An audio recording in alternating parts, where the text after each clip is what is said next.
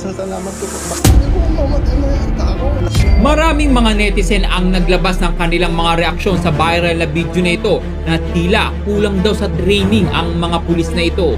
Kaya naman panoorin mo ang kuha sa CCTV kung ano ba talaga ang tunay na pangyayari at ikaw na ang humusga. Nagbabantay sa Palanag Cemetery sa Barangay San Dionisio, Parañaque si Corporal Roselito De Leon hating gabi ng Miyerkules. Mayay-mayay dumating malapit sa kanilang pwesto ang tatlong lalaking ito. Ang dalawa sa kanila ay tila nagkainitan at kalaunan ay humupa ang kanilang pagtatalo. Nang mapalapit sa mobil, biglang sinunggaban ng lalaki si De Leon at pilit na inaagaw ang baril nito.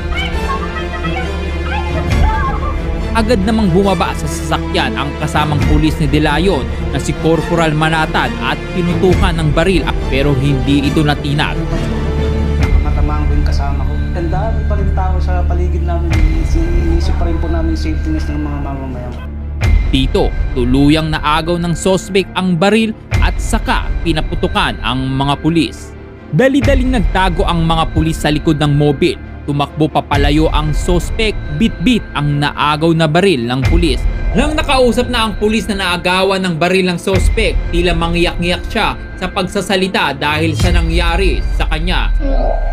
Pinagpupuntan niya ako sa luto. Tapos hindi ko mamatay na yung tao. Malaking pasasalamat ko po. Bakit nasa inyong mga bala na hindi ito mag-isa kahit sa katawan ko po. Pinagpupuntan niya ako sa luto. Tapos hindi ko mamatay na yung tao. Malaking pasasalamat ko po. Bakit nasa inyong mga bala na hindi ito mag-isa kahit sa katawan ko po. Isang pagpapatunay na dapat ay mas maging alerto ang ibang pulis at masusing training para sa kanila upang hindi na muli mangyari ang mga ganitong insidente. Kaya naman i-share mo na ang video na ito, ikaw bilang isang Pilipino. Kung ikaw ang tatanungin, ano ang masasabi mo sa nangyari sa mga pulis na ito? Bakit na lang ganun sila na agawan ng baril? Kailangan ba ulit sila mag-training? Well, i-comment mo lang yung reaksyon sa video sa baba.